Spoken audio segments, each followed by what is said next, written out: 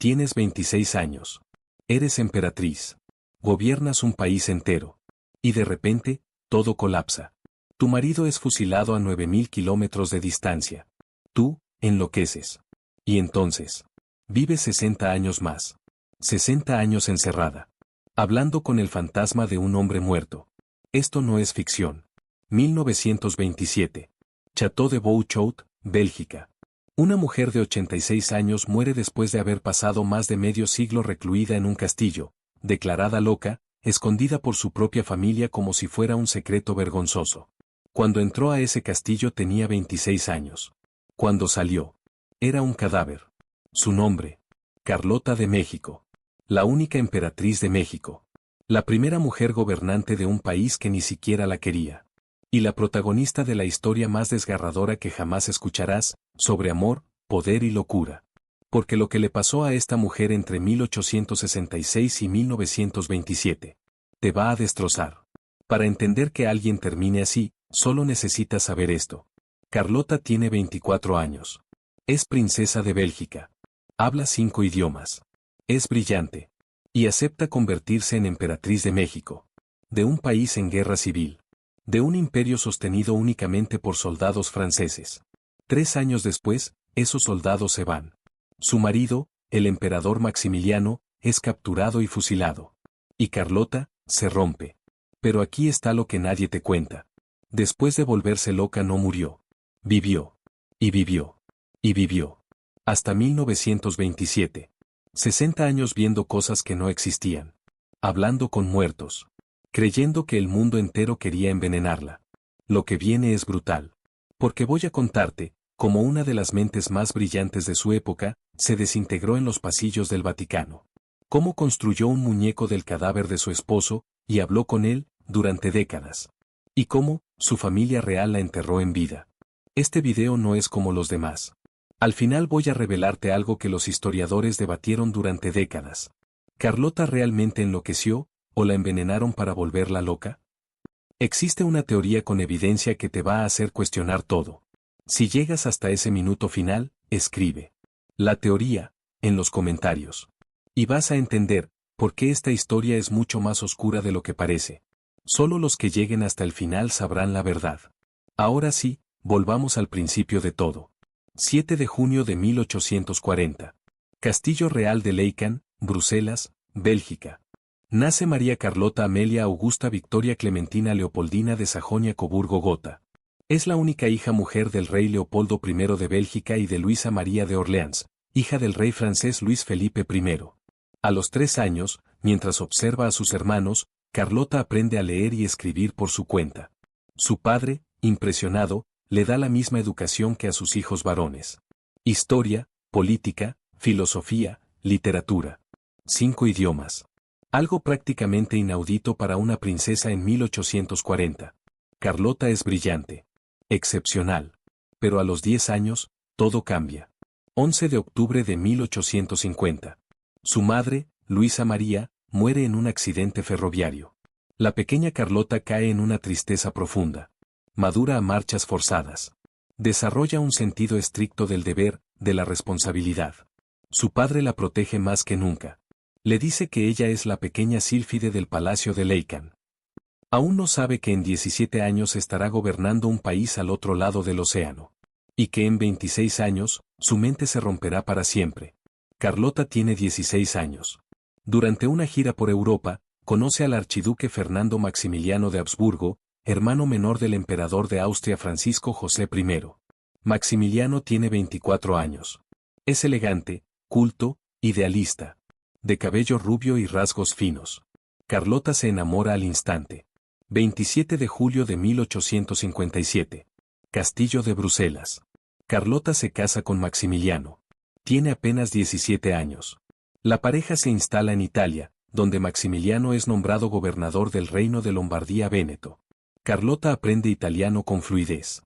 Es admirada en la corte vienesa. Su suegra la considera el ejemplo perfecto de esposa de un archiduque. Pero ambos están impacientes. Quieren más. Anhelan poder real. Un grupo de conservadores mexicanos les ofrece algo imposible de rechazar. El trono de México. Napoleón III de Francia los respalda. Les promete 20.000 soldados para sostener el imperio. Maximiliano y Carlota aceptan. 10 de abril de 1864. Castillo de Miramar, Trieste. Maximiliano firma el documento que lo convierte en emperador de México. Carlota será emperatriz. Pero hay una condición brutal. Maximiliano debe renunciar a todos sus derechos a la corona austriaca. Para siempre. Para él y sus descendientes. No hay vuelta atrás. 28 de mayo de 1864. Puerto de Veracruz, México. La fragata Novara atraca. Maximiliano y Carlota desembarcan. La recepción es decepcionante. Apenas unos cuantos adornos. Pocas personas. No es el júbilo que esperaban. Pero Carlota está decidida.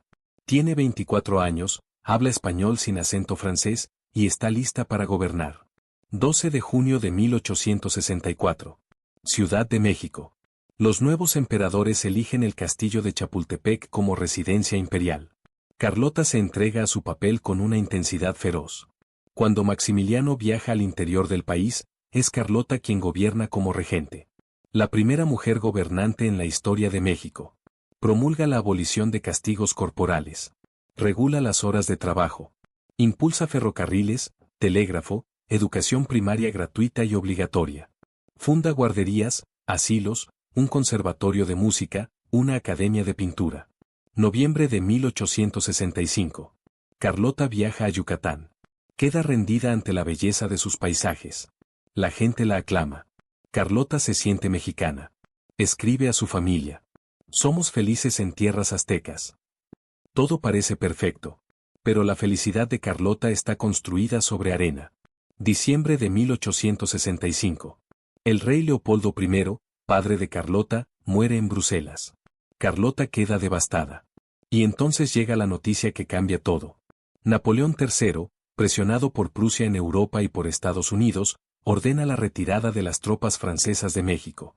Sin el ejército francés, el imperio de Maximiliano es insostenible. Las fuerzas republicanas de Benito Juárez avanzan. Recuperan territorio. Cercan al imperio. Maximiliano habla de abdicar. Pero Carlota se niega. Abdicar es solo aceptable en ancianos o en imbéciles. Le dice con furia. No es la manera de obrar de un príncipe de 34 años. Y toma una decisión desesperada. 8 de julio de 1866. Carlota sale del castillo de Chapultepec rumbo a Europa. Va a salvar el imperio. Sola. Maximiliano se queda en México. Nunca volverán a verse. Lo que viene ahora es el colapso. Mental. Emocional. Total. Si has llegado hasta aquí, estás viendo algo que la familia real belga intentó ocultar durante décadas. Necesito que me ayudes con algo. ¿Cuántos de ustedes sabían que Carlota vivió 60 años después de volverse loca? Escribe en los comentarios si lo sabía o no tenía idea. 8 de agosto de 1866. Puerto de Saint-Nazaire, Francia. Carlota desembarca del buque Emperatriz Eugenia. Tiene 26 años. Está exhausta, pero determinada. Se dirige a París para reunirse con Napoleón III. 11 de agosto de 1866. Palacio de Saint-Claude, París. La reunión con Napoleón III es catastrófica. Testigos la describen como larga y violenta, llena de recriminaciones. Carlota le suplica. Le grita. Le recuerda su promesa. Napoleón se niega. No enviará más tropas. El imperio mexicano debe caer. Según relatos de la época, Carlota sale de allí convencida de que Eugenia de Montijo, esposa de Napoleón, intentó envenenarla con un jugo de naranja. Es el primer síntoma. Carlota viaja al castillo de Miramar, en Trieste. Está visiblemente alterada. 16 de septiembre de 1866.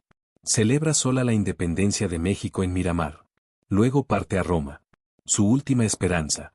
El Papa Pío IX. 18 de septiembre de 1866. Carlota llega a Roma. Ya está paranoica. Asustada. Hambrienta porque se niega a comer. Cree que todos quieren envenenarla. 21 de septiembre de 1866. Primera audiencia con el Papa Pío IX. Carlota le suplica ayuda para el imperio. El Papa le recuerda que Maximiliano ratificó las leyes de reforma en México. La Iglesia no los apoyará. 29 de septiembre de 1866. Segunda audiencia. Carlota está peor. Casi no come. Apenas duerme. 30 de septiembre de 1866. Vaticano. Carlota regresa al Vaticano sin cita previa. Entra en pánico. Le grita al Papa que los agentes de Napoleón la quieren envenenar. Según la tradición, el Papa le ofrece una taza de chocolate. Carlota se la arrebata de las manos y se quema bebiendo desesperadamente. Solo toma agua de las fuentes públicas de Roma. Está aterrorizada, delirante, y se niega a salir del Vaticano. El Papa, conmovido, le permite pasar la noche en la Biblioteca Vaticana. Carlota se convierte en la primera y única mujer en la historia en dormir en la Santa Sede. Octubre de 1866. Su hermano, el príncipe Felipe, conde de Flandes, viaja a Roma a recogerla. Los médicos la examinan. Diagnóstico: demencia. Locura permanente. 6 de agosto de 1867. Carlota es trasladada al castillo de Tervuoj, Bélgica. Han pasado casi 2 meses desde el 19 de junio.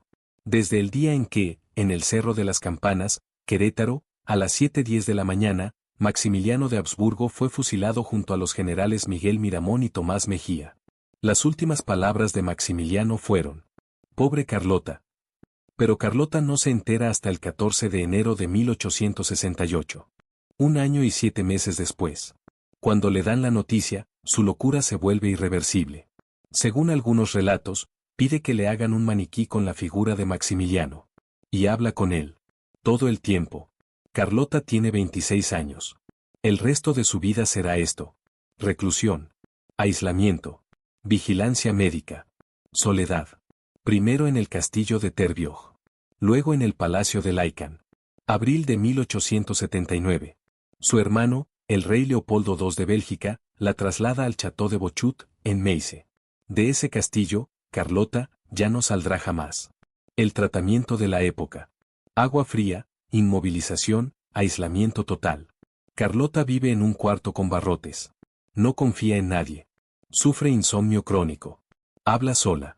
Ve conspiraciones. Revive México una y otra vez en su mente.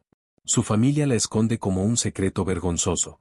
Mientras Leopoldo II construye su imperio colonial en África, mientras Europa cambia, mientras el siglo XIX termina y comienza el XX, Carlota sigue encerrada. Vive lo suficiente para ver la muerte de Benito Juárez, la de Napoleón III, la del Papa Pío IX. Sobrevive a la Primera Guerra Mundial. Ve caer imperios. Ve morir a casi todos los que conoció. Pero ella sigue ahí, en Bochut, hablando con fantasmas. Según el historiador Gustavo Vázquez Lozano, en sus momentos de lucidez, Carlota recordaba México con una mezcla de amor y dolor. Nunca dejó de sentirse emperatriz. 19 de enero de 1927. Château de Bochut, Bélgica. 7 de la mañana. Carlota tiene 86 años. Una neumonía causada por influenza acaba con su vida. Ha pasado 60 años recluida. Más del doble de tiempo que vivió cuerda. Sus últimas palabras, según el historiador Luis Beckman: todo aquello terminó sin haber alcanzado el éxito. Aunque otros dicen que murmuró, sosteniendo un rosario. Recordadle al universo al hermoso extranjero de cabellos rubios. Dios quiera que se nos recuerde con tristeza, pero sin odio. Su ataúd llevaba 2 banderas, la de Bélgica y la de México. En su féretro se podía leer: Su Majestad la Emperatriz María Amalia Carlota Victoria Clementina Leopoldina, Princesa de Bélgica. Nació en Laikan el 7 de junio de 1840, falleció en el castillo de Bochut el 19 de enero de 1927, viuda de Su Majestad Imperial el Archiduque Maximiliano de Austria, Emperador de México. Las cámaras de Bélgica suspendieron sus sesiones en señal de duelo. La corte guardó luto por 10 días. Su cuerpo fue expuesto sobre un lecho de roble cubierto de rosas. La familia real la veló. Al día siguiente, el rey Alberto y otros miembros de la realeza acompañaron su féretro a la iglesia parroquial de Metz. El cardenal Mercy dio la bendición. Carlota fue enterrada en la cripta de la iglesia de Laikan.